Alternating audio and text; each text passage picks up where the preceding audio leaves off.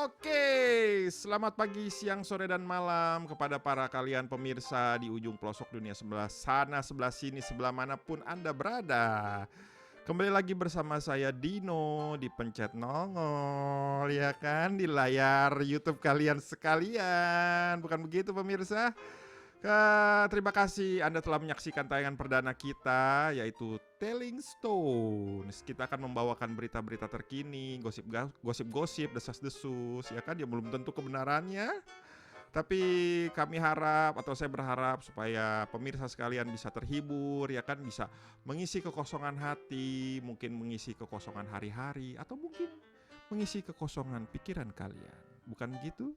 Supaya kalian tidak berpikir yang aneh-aneh. Oke, saya ditemani oleh para penonton yang saya bayar. Ya, inilah teman-teman saya, rekan-rekan saya dalam bekerja, ya kan, yang saat ini sudah 1 tahun menderita karena pandemi COVID, koronjing, ya kan pemirsa, koronjing. Anda tahu singkatan koronjing? Anda tahu? Ya, pikirkan sendiri apa singkatannya. Saya tidak mau menyebutkan. Nanti saya ditegur KPI. Aduh. Tapi mudah-mudahan tayangan kita bisa menghibur kalian, ya kan? Bisa mengisi kekosongan hati, hari-hari maupun pikiran kalian. Oke, bumper.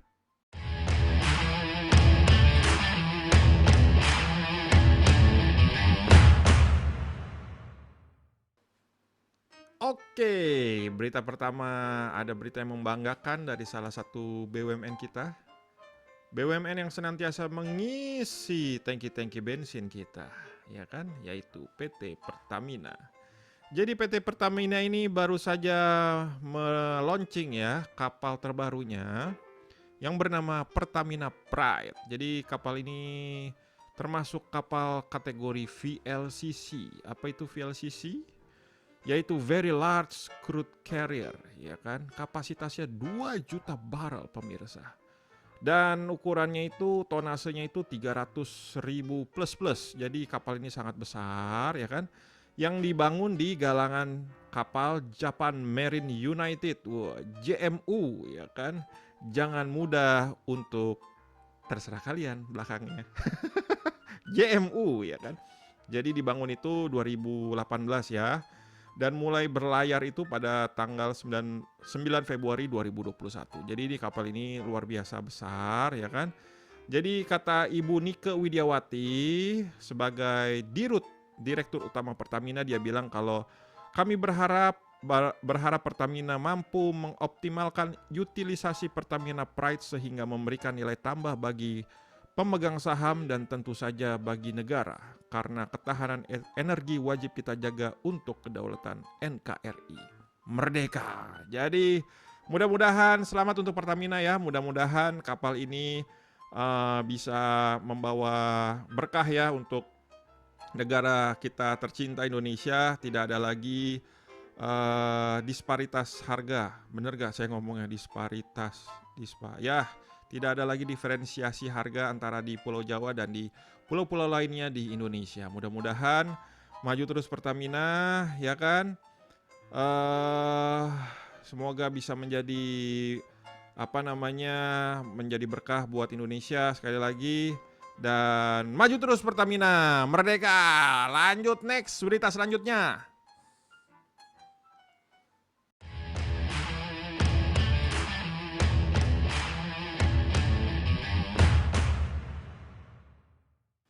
Oke, berita selanjutnya ini kabar duka ya. Kabar duka karena telah berpulangnya ke pangkuan Sang Pencipta Bapak Artidjo Alkostar. Bapak Artidjo Alkostar ini adalah jabatan terakhirnya itu adalah sebagai Dewan Pengawas KPK, ya kan. Sebelum beliau menjabat sebagai Dewan Pengawas KPK, beliau ini menjabat sebagai Hakim Agung ya. Periodenya cukup lama, 2000 sampai dengan 2018. Jadi 18 tahun ya beliau berkarir di sebagai Hakim Agung ya. Jadi beliau ini adalah tokoh yang sangat melegenda kalau buat saya ya. Kenapa? Karena selama beliau menjabat itu, eh, beliau memutuskan perkara itu banyak sekali. Jadi selama 18 tahun beliau berkarir sebagai Hakim Agung, beliau itu memutuskan kurang lebih itu 19.000 perkara hukum yang beliau tangani. Dan beliau ini menjadi algojo bagi para koruptor ya. Dan beliau ini sangat ingin kalau koruptor itu dihukum mati, ya kan? Sampai nggak cuma dihukum mati secara fisik, tapi juga karirnya itu pengen dimatikan sama beliau. Karena menurut beliau itu, kenapa mau harus dihukum mati dan karirnya harus dimatikan? Karena koruptor itu uh, menyalahi wewenang ya. Karena para koruptor itu kan seringkali pejabat yang dimana dia diberikan kewenangan dan kekuasaan oleh negara untuk memajukan untuk memajukan kehidupan rakyat seperti saya dan rekan-rekan kita. Bukan begitu? Bukan begitu? Nah, jadi Bapak Artio Alkostar ini pengen banget menghukum mati dan mematikan karir karena buat dia ini nggak layak gitu, buat orang yang sudah dikasih kekuasaan dan kewenangan pada akhirnya malah menyalahgunakannya untuk memperkaya diri sendiri gitu. Jadi turut berduka cita yang sedalam-dalamnya untuk kepergian Bapak Artio Alkostar. Mudah-mudahan para penerusnya di pejabat-pejabat yang berada di posisi di Kementerian Hukum dan HAM ya kan, dan di kementerian manapun juga bisa beliau ini bisa menjadi panutan dan pedoman supaya negara kita ini bisa semakin maju dan semakin sejahtera semuanya. Oke, amin.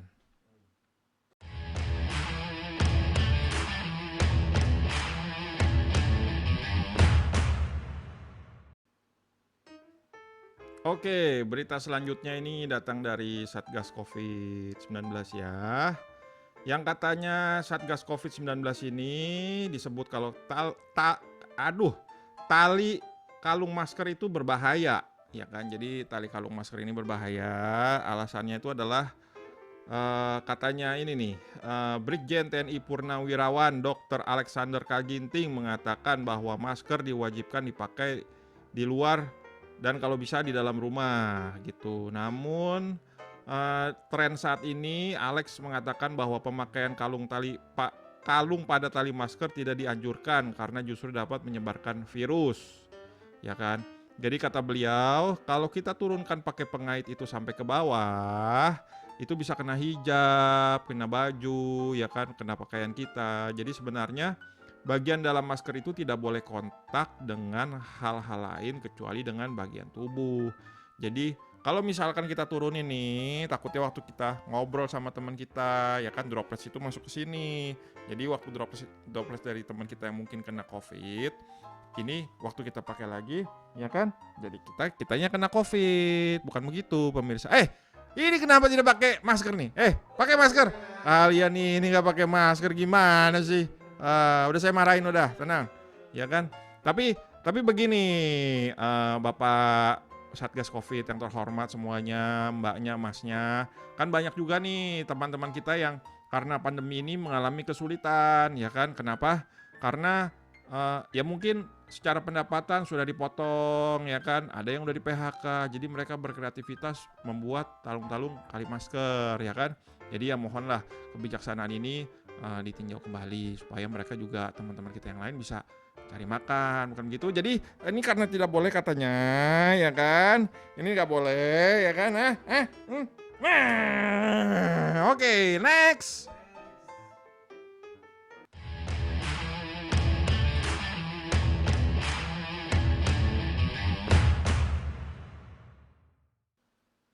Ya, selanjutnya ada berita dari K-popers BTS yang akan tampil ya di ajang konser virtual musik on Mission, ya kan.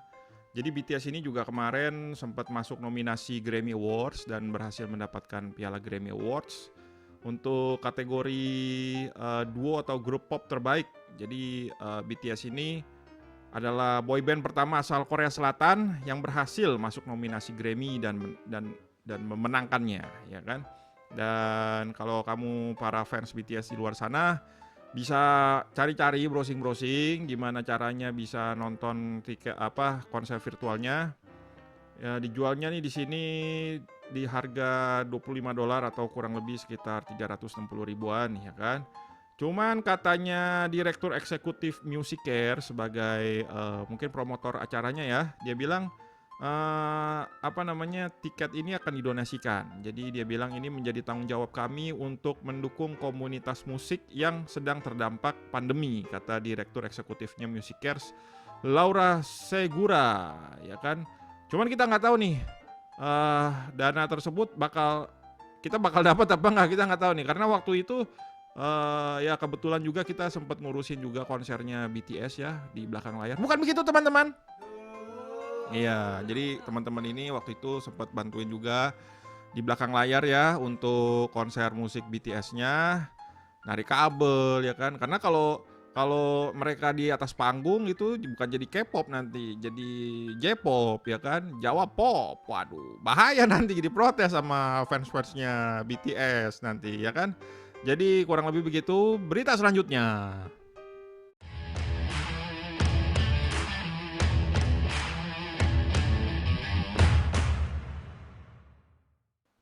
Ya, selanjutnya ini ada desas-desus dari penyelenggaraan Pekan Olahraga Nasional 2020 yang karena pandemi Covid ini diundur jadi 2021, jadi di tahun ini. Kabar burungnya, desas-desusnya adalah katanya penyelenggaraan opening closingnya ini akan dikerjakan oleh teman-teman yang mungkin pasportnya itu tidak ada logo burung Garudanya dan tidak berwarna hijau. Dari mana saya juga tidak tahu. KTP-nya juga bukan KTP dari wilayah NKRI. Tapi mudah-mudahan desas-desus ini tidak benar ya teman-teman. Karena kenapa? Karena banyak para pekerja event, vendor-vendor ya kan di luar sana yang karena pandemi Covid ini mengalami ya susah lah ya kita semua lah ya. Bukan begitu teman-teman? Susah kita semua ini, nggak ada konser, festival musik kagak ada ya kan.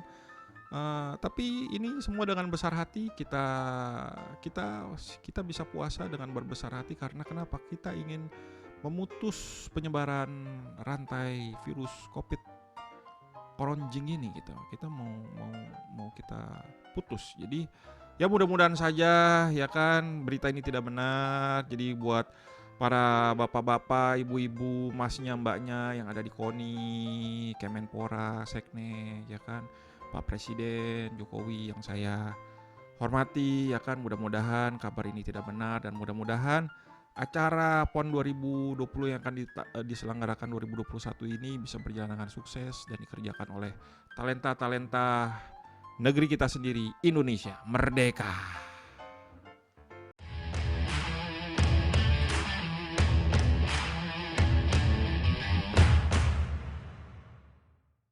Oke, sekian berita-berita dari kita di sini. Mudah-mudahan bisa mengisi hari-hari kalian, hati kalian dan pikiran kalian yang kosong. Dan mudah-mudahan berita-berita ini bisa menjadi membuka wawasan kita, menambah edukasi kita dan juga bisa menjadi semangat buat kita semua. Dan kalau kamu suka bisa like, subscribe, dan komen. Dan harap komen-komentarnya jangan komentar sampah wahai netizen plus 62. Ya kan, harap komentar yang membangun supaya apa? Supaya kita sebagai anak-anak bangsa bisa saling membangun dan mensupport satu sama lain. Oke, Dino di sini beserta rekan-rekan di sana. Mana rekan-rekan? Kasih love, sarang hayo, ya kan? Kami undur diri, sampai jumpa di episode selanjutnya. Dadah.